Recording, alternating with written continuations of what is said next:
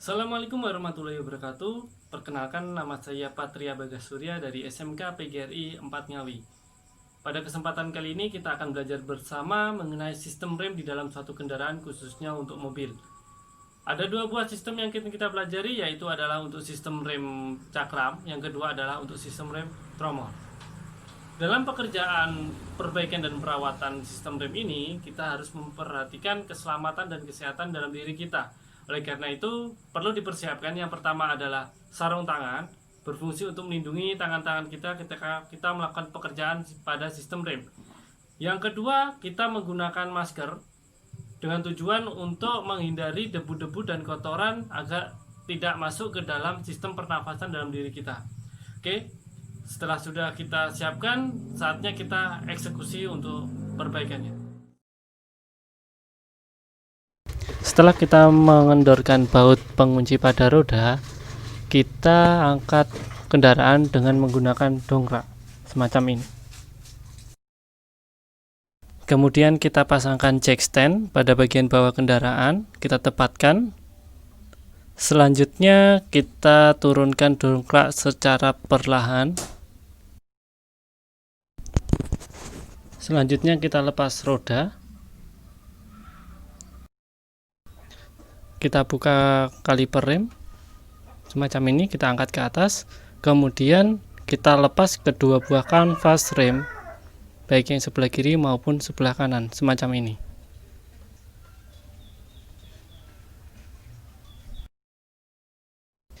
Untuk pemeriksaan yang pertama, kita lihat pada bagian seal piston pada kaliper rem.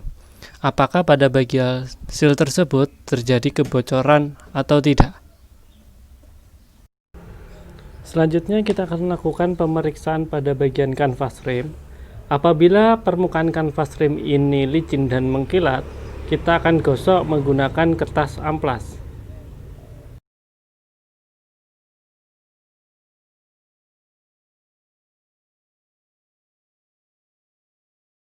Selanjutnya kita akan melakukan pengukuran ketebalan kampas rem. Kita menggunakan alat yang kita sebut dengan jangka sorong. Kita ukur.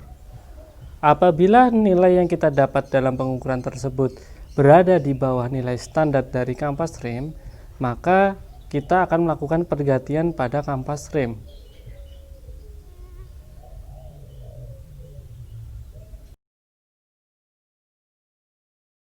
Selanjutnya kita bersihkan kotoran di dalam disc brake menggunakan kertas gosok. Selanjutnya kita gunakan alat ukur DTI atau dial test indicator untuk mengetahui tingkat keolengan dari disc brake.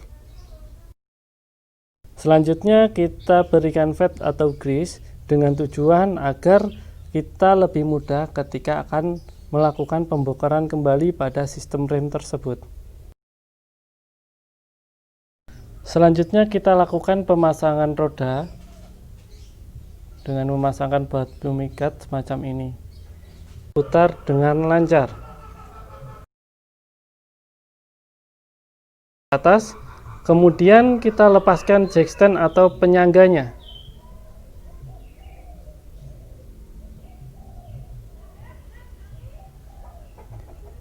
Kita turunkan dongkrak secara perlahan.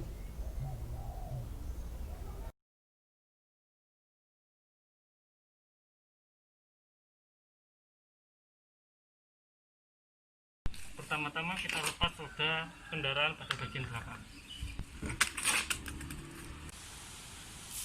Dengan menggunakan baut 12, kita buka tromol rem. Periksa kebocoran pada seal pada silinder roda. Apakah ada minyak yang keluar atau tidak?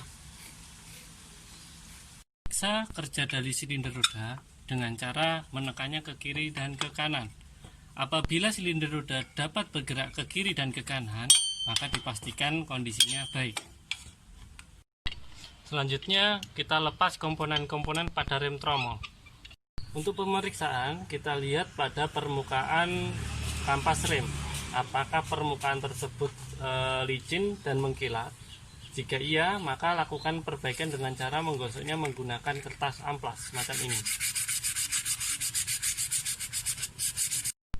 Selanjutnya kita lakukan pengukuran ketebalan dari kampas rem. Apabila nilai yang kita peroleh berada di nilai di bawah standar, maka lakukan pergantian dari kampas rem. Selanjutnya kita lakukan pemeriksaan pada bagian tromol. Kita lihat permukaannya, apakah terdapat goresan atau permukaannya tidak rata. Apabila hal tersebut terjadi, maka lakukan perbaikan dengan cara membubutnya. Selanjutnya, kita ukur diameter dalam dari tromol tersebut menggunakan alat yang namanya jangka sorong. Kita ukur, apabila nilai yang diperoleh berada di bawah dari nilai standar, maka lakukan pergantian dari tromol.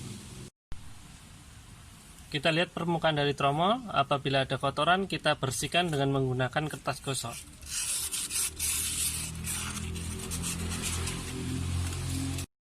Kita berikan vat pada permukaan yang akan bersinggungan dengan backplate pada bagian tromol tersebut. Selanjutnya pasang kembali sistem rem tromol.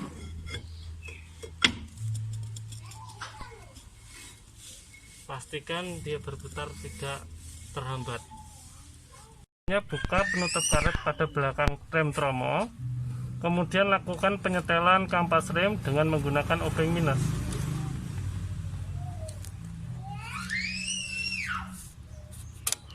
Kita lakukan penyetelan sesuai dengan buku manual. Kemudian pasangkan roda.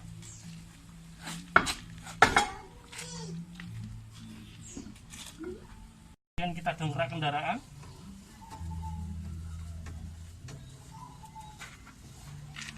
Selanjutnya kita lepas jackstand dan kita turunkan kendaraan lagi secara perlahan. Terakhir, kencangkan baut pengikat roda.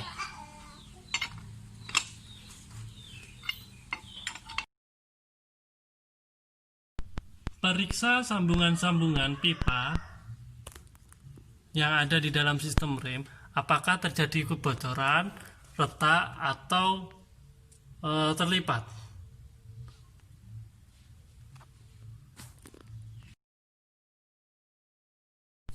Selanjutnya kita akan melakukan pemeriksaan pada bagian minyak rem. Kita lihat pada bagian tabung penyimpanan dari minyak rem. Pastikan bahwasanya minyak rem berada di tanda minus dan tanda mat untuk memastikan bahwasanya minyak rem terisi penuh. Untuk pengecekan booster rem dengan cara yang pertama adalah kita hidupkan mesin selama kurang lebih 20 menit. Kemudian ketika engine sudah mati, kita tekan pedal sedikit saja dengan tenaga yang normal. Apabila pedal rem turun sedikit, dapat disimpulkan bahwa booster bekerja dengan baik karena efek kevakuman dari booster masih ada sehingga penekanan pedal menjadi ringan.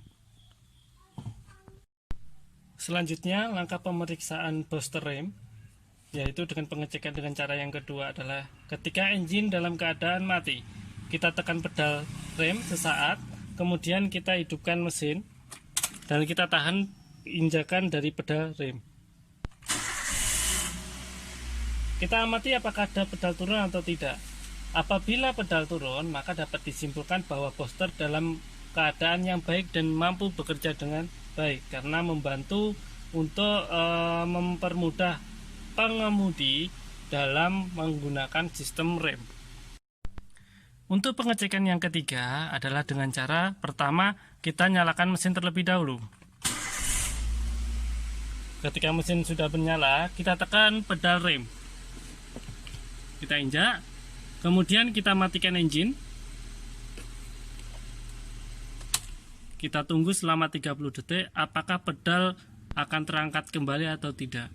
Apabila pedal dalam posisi yang tetap atau dengan ketinggian yang tetap, maka dapat dikatakan bahwa booster rem dapat bekerja dengan baik. Selanjutnya lakukan penyetelan pedal rem. Sesuaikan tinggi pedal rem dengan buku manual. Apabila nilai tidak sesuai, maka dapat dilakukan penyetelan pada pedal rem. Selanjutnya kita akan memeriksa dan menyetel gerak bebas pedal rem. Setelah mesin dimatikan, kita bebaskan kevakuman yang terdapat di dalam boston rem dengan cara menekan pedal rem berulang kali hingga kevakuman di dalam boston rem menghilang. Jika jarak sudah tidak berubah, kita lakukan pengukuran dengan menggunakan penggaris. Kita catat hasilnya. Oke, demikian penjelasan singkat mengenai cara perawatan dan perbaikan untuk sistem rem pada suatu kendaraan. Apabila ada kesalahan dan atau kurangnya, mari kita berbagi ilmu yang kita peroleh. Kurang lebihnya saya mohon maaf, saya undur diri dulu. Assalamualaikum warahmatullahi wabarakatuh.